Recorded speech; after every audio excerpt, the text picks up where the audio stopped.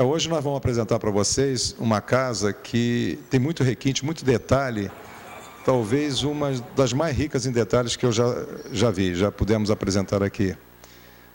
Essa casa é de propriedade do Dr. Pedro Labronice, que nos abriu as portas e vai agora nos falar um pouquinho sobre o que é manter uma casa tombada com tantos anos, com tantos detalhes, com tantos requintes. Doutor, como é que foi essa experiência de pegar uma casa com mais de 100 anos e adaptar ela a essa clínica maravilhosa que é a Trauma Center? Por acaso eu vou te falar que não foi fácil, né? Você imagina uma casa de 100 anos, não estava lá muito bem cuidada, e transformar essa casa, então, numa clínica. Então, para começar, você já teria que ter começando mudando luz e água. Porque eu teria, então, muitas situações diferentes, como eu preciso de uma carga de luz maior, é óbvia, né? Sim. Tanto pela iluminação interna, pelos aparelhos que você vai usar. Eu preciso de restabelecer essa água da casa, porque já não era uma casa comum, seria uma casa, moradia, né? Seria então uma clínica. Então eu teria que transformar toda essa condição de casa. E com isso eu tinha que respeitar também o tombamento e o zoneamento que tanto a prefeitura e o IPHAN, eles impõem, né? Uhum. Com relação exatamente a esses órgãos, principalmente o IPHAN, como é que foi esse relacionamento seu com o IPHAN? Porque muitas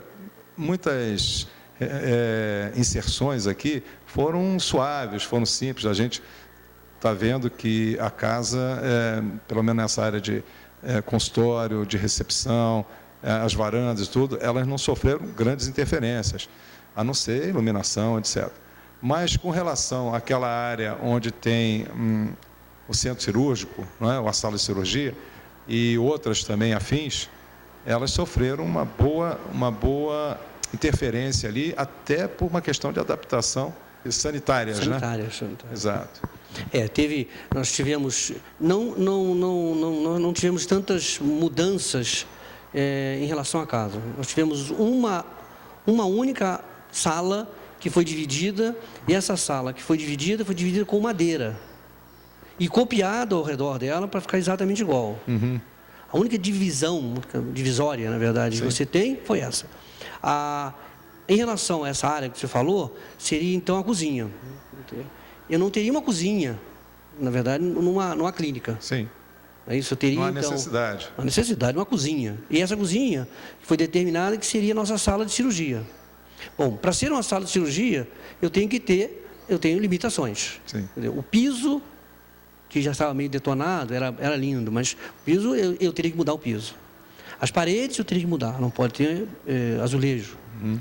Eu teria que, uma sala de cirurgia, eu tenho que ter um foco para iluminação. Então, eu teria que suportar um foco. Eu tinha janela, tinha duas possibilidades. Fechar as janelas, aí os fãs não iam deixar.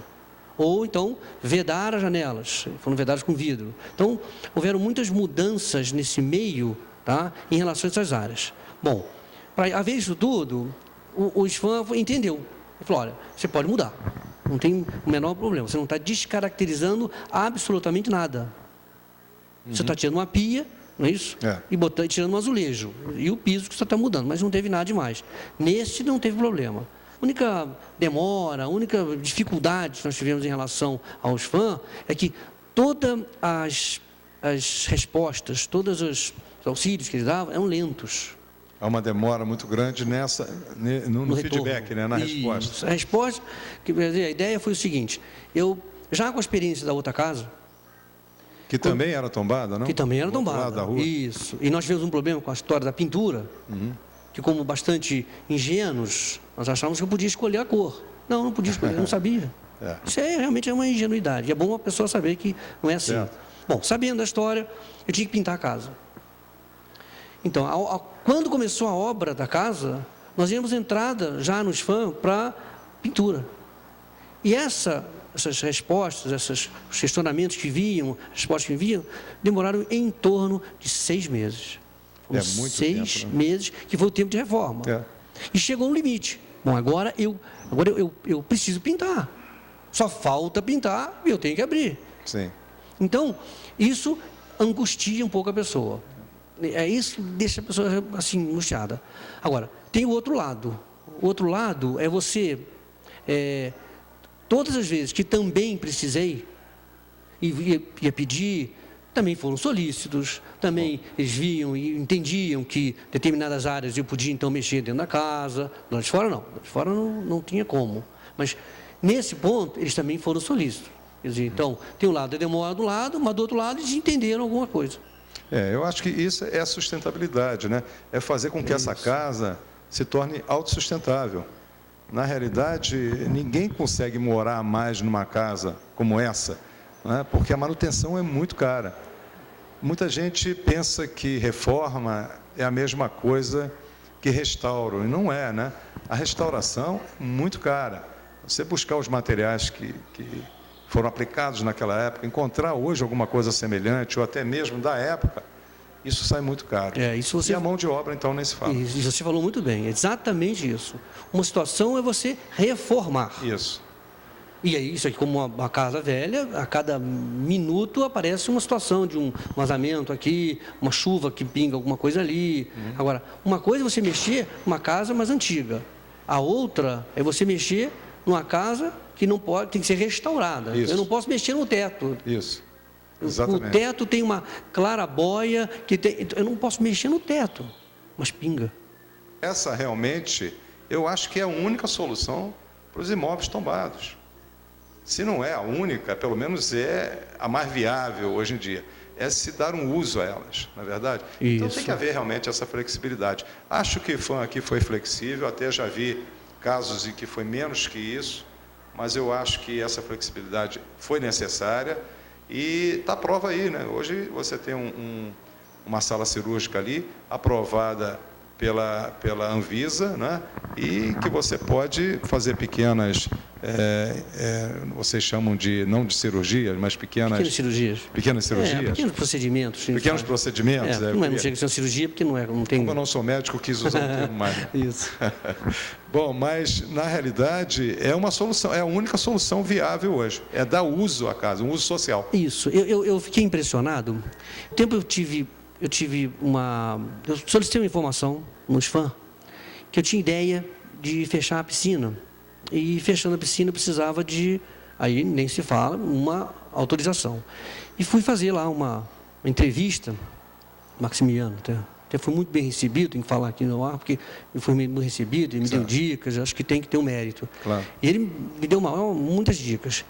Eu fui, sinceramente, completamente desacreditado. Falei, chego lá, mostro a ideia, ele vai olhar para mim, vai dar uma risada, fala assim, nem pensar, até logo. A ideia que me veio na cabeça. Pois ao contrário, eu cheguei, fui recebido, mostrei a ideia, mostrei a planta, ele sabia onde era, sabia o que era, me deu 1 milhão de ideias para a gente conseguir fazer. Que bom, isso é o que eu chamo de apoio logístico e apoio técnico, né? Aí eu fiquei impressionado. É essa luz que é necessária, né? Quer dizer, quando eu fui completamente desacreditado, eu achei que eu ia chegar lá e ia ser expulso, ser correndo de dentro. Ao contrário, me deu até força. O arquiteto é uma pessoa competente. Às vezes, muitas coisas que se ouve falar aqui fora, casos como esse da demora, isso a gente sabe que existe, não é só em Petrópolis. É o IFAM, o INEPAC, é em Petrópolis, é em Paraty, em outras cidades também acontece. Isso realmente nós achamos que é uma falha, porque quem está lidando com comércio, por exemplo, precisa que aquilo fique pronto para poder ir buscar aquilo que ele aplicou ali. Esse investimento é muito alto, como nós já acabamos de falar.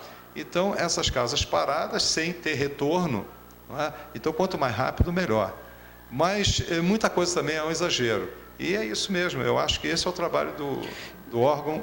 E eu ainda acredito mais, eu acredito que se eles dessem mais apoio para manter essas casas, eu acho que haveria uma troca natural. Você não teria que ficar fiscalizando, policiando, brigando, punindo. Não, se você fala, olha, a sua casa é numa área que está tombada e está zoneada. Você pode fazer isso, e sua casa não pode ser dessa maneira. Então, você tem o auxílio para manter essa sua casa. Então, eu garanto que você teria parceiros do lado. Se alguém quisesse mexer, todo mundo ia acusar. Então não precisa do fiscal, não precisa da pessoa do lado. Esse é o objetivo do programa, é tentar conscientizar não só os proprietários, mas principalmente os órgãos de preservação, que colaborem mais com esses proprietários para que eles se interessem mais em preservar o seu próprio imóvel. Não é?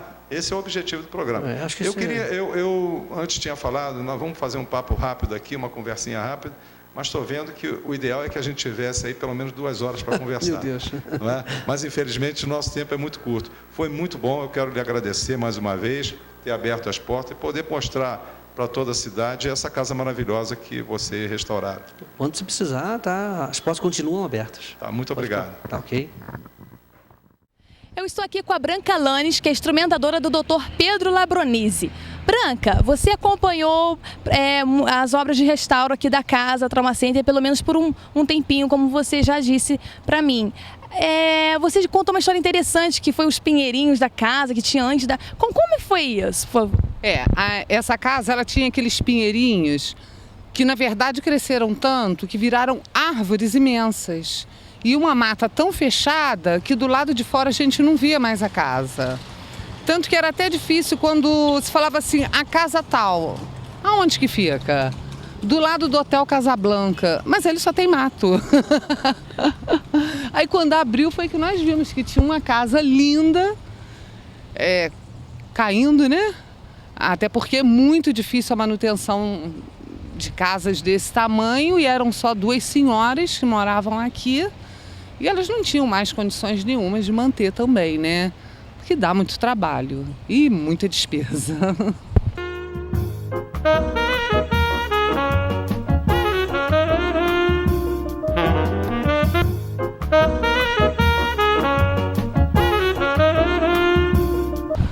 Preservar é manter a natureza, né? Esse verde bonito da serra que sempre teve em Petrópolis e vem acabando com o tempo. Preservação é manter a cidade limpa, entendeu? Calçada sempre, entendeu? Justa, tudo direitinho. Essa é a preservação. Cidade sempre mantendo sempre a cidade com bastante cuidado. E progresso é evolução, né? O que vem acontecendo na cidade e que nós jovens, principalmente, temos que manter agora daqui para frente. Entendeu? E o progresso é as grandes obras, grandes construções, entendeu? Que nós temos na cidade, isso aí também é um progresso, né? Eu estou aqui com o Dr. Arnaldo Rippel, que vai contar como tudo começou, essa associação entre ele e o Dr. Pedro Labronise e que culminou aqui na casa da Trauma Center. Dr. Arnaldo, como começou essa história da clínica? Onde vocês começaram? Foi aqui nessa casa? Se foi em outra? Como é que foi? Bem, essa história é muito antiga. Eu conheci o Pedro ainda nos tempos do antigo científico. Depois nós nos reencontramos no Hospital Santa Teresa, eu como interno, ele já como médico ortopedista formado. Pedro foi aos Estados Unidos, retornou com uma ideia de fazer uma clínica e acho que o único louco que ele, até palavras dele, que topou essa empreitada fui eu. Isso foi em junho, e em junho de 1987, nós alugamos o prédio aqui da Avenida da Imperatriz 327 e onde um ano depois, no dia 10 de junho de 88, nós inauguramos o Centro Ortopédico Lúcia de Benedetto, que durou quase 18 anos naquele prédio. E depois nós tivemos um aumento do movimento e teve essa oportunidade fantástica de ser adquirido esse imóvel e em fevereiro de 99, dia 5 de fevereiro de 99, foi inaugurada a Trauma Center. Então já completamos 10 anos aqui no imóvel. E em 2004 foi fechado o Centro Ortopédico e nós, do Centro Ortopédico, ficamos todos unidos aqui na Trauma Center. Quando vocês chegaram aqui, como era a casa? Como estava a casa da Trauma Center aqui? Ela estava aquele imóvel bem precário, bem caidinho e foi muito trabalhoso reformar esse prédio todo, mas hoje está provado que valeu a pena, que é não por nós estarmos aqui, mas com certeza um dos mais belos e bem conservados imóveis dessa nossa cidade imperial. Quanto tempo durou as obras de restauro e se vocês enfrentaram alguma dificuldade com os órgãos aqui, como o IPHAN, Conta um pouquinho pra gente sobre isso. Da ideia do Pedro de conhecer a família, de negociar, isso girou em torno de 2 anos, e você sempre tem dificuldade, porque todo imóvel antigo, para nós restaurarmos, tentarmos adequar um imóvel, para tentar adequar esse imóvel a uma clínica, né, teve alguma dificuldade, mas o trabalho ficou perfeito. Vocês vão mostrar aí nas fotos e nas filmagens. E como é trabalhar numa casa, assim, porque é diferente, né? A casa com tantos detalhes, com tanta riqueza histórica. Como é o dia a dia aqui trabalhando para... Olha, o dia a dia é muito bom. Eu sou petropolitano, me orgulho muito disso, descendente de colonos alemães, você fica arrepiado. Quer dizer, sou ligado à cidade, sou presidente do Clube Petropolitano, então todo dia para mim, acho que aqui para nós é uma festa. Porque realmente você está na tua cidade, você está no imóvel, nós moramos perto daqui, nós lutamos por aqui, isso realmente passa a ser a nossa segunda casa, e todos os funcionários, os colegas, os médicos são a nossa segunda família. Nós passamos muito mais tempo aqui do que nas nossas casas. Obrigada, doutor, pela sua entrevista. Vamos lá, estamos aqui com o Dr. Paulo Roberto Martins de Oliveira, historiador e pesquisador na área de genealogia, membro do Colégio Brasileiro de Genealogia. Ele vai falar um pouquinho para a gente sobre a história dessa casa. Essa casa com tantos requintes, tantos detalhes. Nós vamos conhecer um pouquinho dos seus proprietários, quem contratou os primeiros construtores, o arquiteto, quem construiu essa beleza de obra, principalmente o artista que fez todo esse serviço de metalurgia e ferraria. Fala um pouquinho para a gente sobre isso. Primeiramente é que esses terrenos pertenciam à grande extensão de terras do Parque do Imperial Palácio. Após o evento da República, em 1889, passado uns 4, 5 anos, iniciou-se então a divisão dessas terras, ou parte das terras do Palácio, justamente para atender Dom Pedro II, que nessa época já estava em exílio em Paris, na França.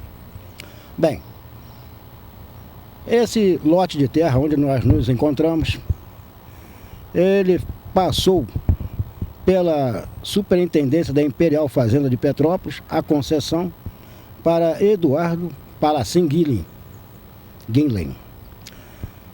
que entre 95 e 97 fez toda a construção desse belíssimo palacete que temos aqui. Nesse palacete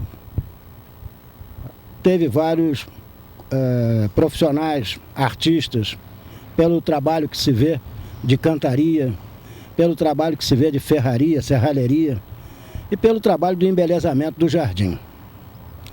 Pela parte de ferraria, teve na época então Oreste Francione, italiano, recente em Petrópolis, pois aqui chegou em 1896, e nesse mesmo ano iniciou os trabalhos de serralheria dessa casa, que são os gradis, são os pedestais das varandas, os balaústres, a ferraria de sustentação desses alpendres e outros embelezamentos mais. Francione também, artista renomado, em ferro batido, serralheria de um modo geral, fez inúmeros outros trabalhos de embelezamento em Petrópolis. Uma casa de Barão de Tararé e outras mais que, pelo estilo de artístico aqui apresentado, é só dar aquele belo passeio por Petrópolis, pelas suas alamedas, belas avenidas, que encontraremos muitos trabalhos parecidos com este. Um outro grande artista, profissional, excelente profissional, arquiteto, Cristóvão Bonini, foi o que fez o embelezamento de toda a parte da cantaria, os desenhos feitos entre as pedras e todo o embelezamento do jardim, assim como aquele quiosque que está atrás de nós e todos esses contornos de beira de calçada imitando tronco de árvores, que era um trabalho específico de Bonini, que inclusive ele fez as cúpulas onde hoje é a Câmara Municipal de Petrópolis e outros trabalhos mais muito interessantes feitos aqui em Petrópolis. Consta que parte desses jardins do palácio havia um plano de Auguste Glaziot. Porém, esse plano não foi aceito por Dom Pedro II e Jean-Baptiste Binot, então, é que fez toda a parte de embelezamento do jardim do Parque Palaciano. E desses jardins, muita coisa ainda se encontra nos fundos desses terrenos. Repuxos de água, várias fontes. Uma delas, ainda bem conservada, encontra-se atrás, um pouco adiante do terreno aqui do Trauma Center. É bom lembrar desses detalhes, porque dá para valorizar muito mais o que na realidade Petrópolis pode mostrar. E são através desses profissionais, desses artistas do passado, que trabalharam em vários casarões, palacetes, como esse do atual Trauma Center, que realmente dignifica todo um poder econômico daquela época. Esse palácio, por acaso, é da época de quando Petrópolis era a capital do governo do estado. Já tínhamos feito uma observação sobre essa obra em outra ocasião. É uma obra que teve uma influência na arquitetura, uma influência francesa muito grande. Esse trabalho todo do Beral, onde a gente vê esse rendilhado, assim também lá no Alpendre, são trabalhos que tiveram, vamos dizer assim, uma influência francesa, né, de arquitetura francesa. Isso foi trazido pelo próprio arquiteto, isso foi incorporado por um outro profissional, sabe dizer isso? Olha, com certeza absoluta eu não sei. Porque, inclusive, quando consta em documento de que Bonini fez parte da construção dessa casa, desse prédio, ele fez parte da construção. Será que ele era o arquiteto responsável? Ainda existe uma interrogação. Agora, quanto à arte de ferro e essa arte de troncos feito nas calçadas, com certeza isso aí é de origem italiana. Porque tanto o Areste Francione quanto o Cristóvão Bonini eram de origem italiana. Então, provavelmente, da Itália tenha surgido alguma coisa para essa casa também. O próprio Binot fez parte de uma comitiva da França que veio para cá, na verdade, e ele francês. Então, acredito que a construção tenha sido feita por italianos. Mas houve, de fato, uma influência que a gente vê isso na característica da construção.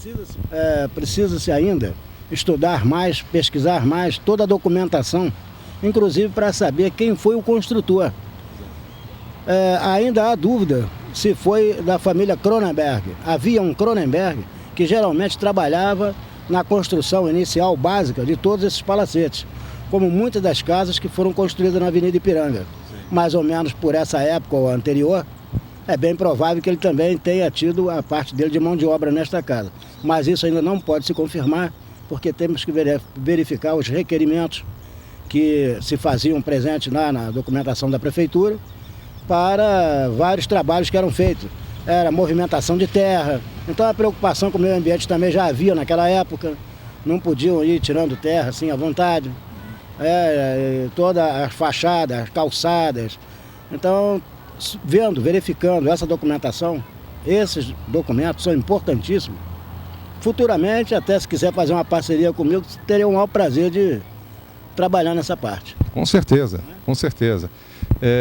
Outros trabalhos aqui também chamam a atenção nessa casa.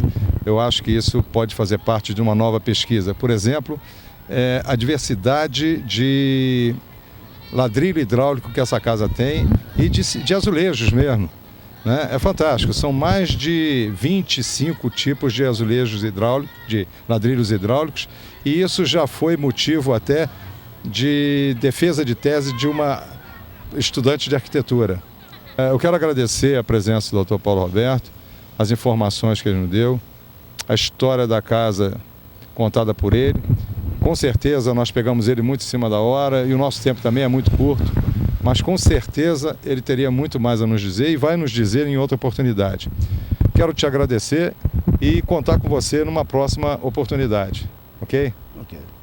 Eu, de uma certa forma, também fico agradecido e lisonjeado pelo convite.